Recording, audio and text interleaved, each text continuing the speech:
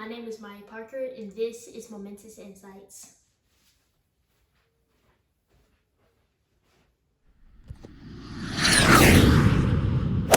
Today, I'm going to give you a full update on Tattoo Shelf, everything Tattoo Shelf, the significant and insignificant news, and just everything Tattoo Shelf. You better stay tuned. It's going to be amazing. Okay. Sorry about that. I was trying to get it correct. So Tattoo Shelf is in Kroger. We're talking about the most significant. I already explained that, but anyway, so Tattoo Shelf in Kroger stores, 12 SKUs, will be rolled out nationally. This is good. We already pretty much knew this. Kroger, 1,800 stores, billions of dollars revenues that they produce. That is amazing. So Kroger is a big boy. And thinking about, okay, Gallagher was one of my favorite investors actually. He's my favorite investor, number one favorite investor. If he follows very few people, but when he does follow people, usually they are good people. So I look and every once in a while, I look, okay, who are they following? And then if they're following it, it just makes me wanna, they're following them, it makes me wanna check them the profiles out more and see like what their passion is, what their mission is, what's the value that they bring.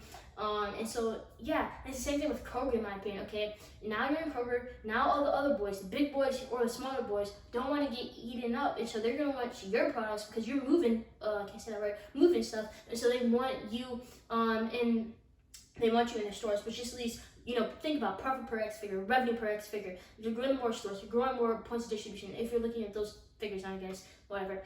Anyway, so that's really good. It's delivering on their mission more, in my opinion. So it's amazing. That's what's amazing. And now it's finalized. Now that just gives them more selling points, and that is what's good about it. Because we already pretty much saw this coming.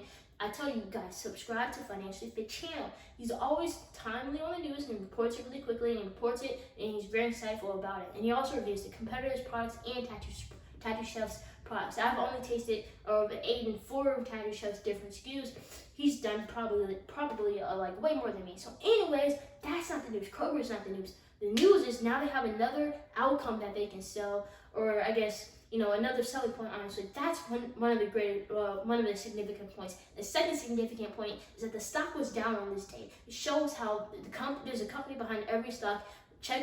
Watch the company, not the stock, basically. So it just shows how the company is not being valued correctly. You could say, okay, if he knew it, didn't everyone else probably know it? Yeah, maybe some people, but still, it's not priced in, because think about it. It's been $20. It's been consolidating like that forever, in my opinion. So, I just don't think it's priced in. I think fundamentals skyrocket. Stock or market valuation consolidate. That's a great thing to happen, because over the long term, that's always amazing. Okay, so and then further, if you read my Substack, my deep dive, and also those 12 SKUs in Kroger, those are really good SKUs. They're not just the vegetables. I'm a very picky eater. Okay, so when I was writing the Substack article, I wrote they are in 6,065 stores with 31,000 points of distribution, and the company expects 7,227 stores and 39K points of distribution, I believe. I think it was end of Q2, ending in June. We're in July now. Their 2021 objective was 10K stores and 65K points of distribution. So this is 1,800 stores right there. And another selling outcome, and then another reason for the valuation to be higher than it is, although it didn't, because the stock price went down that day. So it's like crazy. Further, I was talking about the 70 million pounds of tortillas, and I was like, this is amazing. Then everybody pretty much else started talking about it even further, even more. And so now I'm thinking about it even more, because I wanted to. And so I was thinking, okay, 1 pound, 16 ounces in 1 pound, typed in tortillas, so local tortillas near me. I looked at a great brand, because Tattoo Shelf is a great brand. And so I looked at Mission.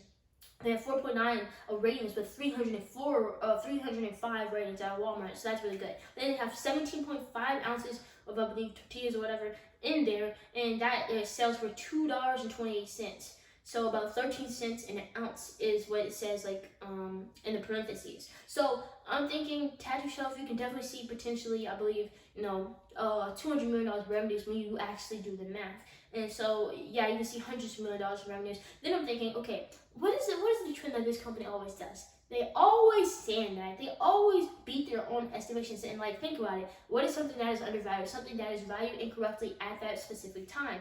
And when you think about it, if the management keeps beating their own expectations, then how can I go wrong with the company beating its own consensus estimations?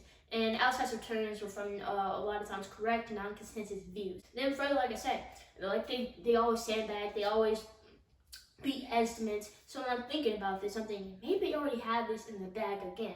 So it's like it's potentially already in the bag. Then I'm thinking, okay, $600 million in revenue. So I'm expecting 2023 around there. So 2023 potentially around $600 million in revenues. Then I'm thinking, okay, is this like too little or is this too much? I'm like so confused. Like I'm trying to balance it. I don't understand. I think my financial projections are off. They're not. Of course, they're not gonna be on the dollar, but like I think they're gonna possibly be beat that. I don't know. And I'm not gonna try and raise it or lower the expectations. Especially not until like we get further closer to it, like a quarter over quarter, seeing how the trends are going, and how much are they growing and stuff like that. So we get further, and if you're still stuck on that raw thing and management probably not being good, think about what great short-term things happen. So great short-term, like I don't know, like actions are usually from great long people who are in it for the long term. And so when you think about this, the great short-term action, if I believe, can't remember off the top of my head, but like they acquired $37 million for those facilities and stuff, and potentially do $200 million in revenues in the future, contribute up to that much.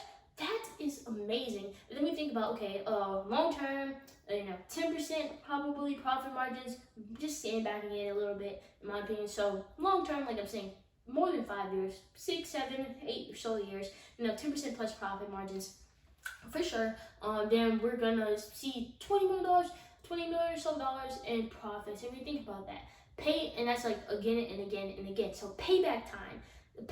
That's an amazing book by Phil Town. I read it like a couple months ago, probably around January or so.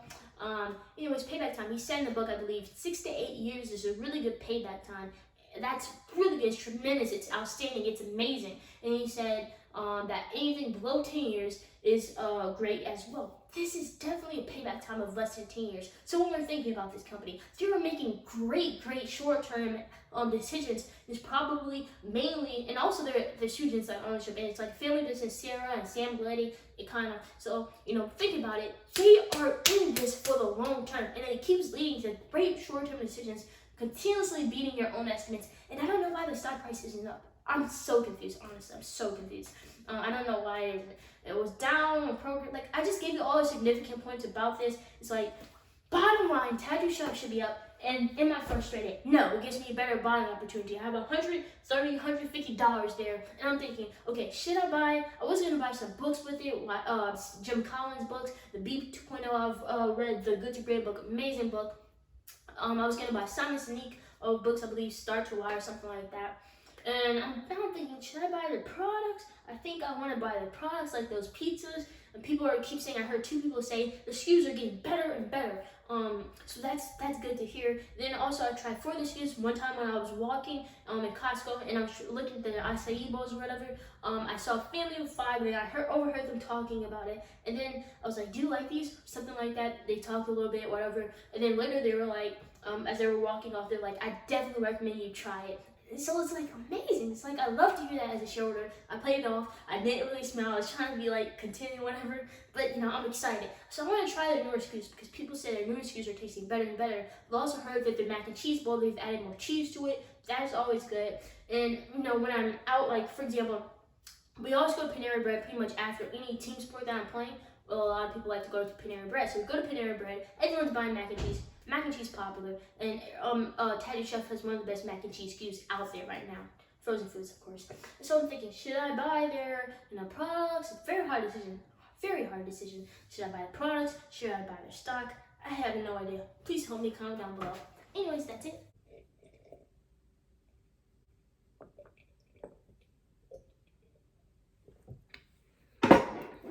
Peace. Hey, thanks so much for watching, and unless you're subscribed, goodbye.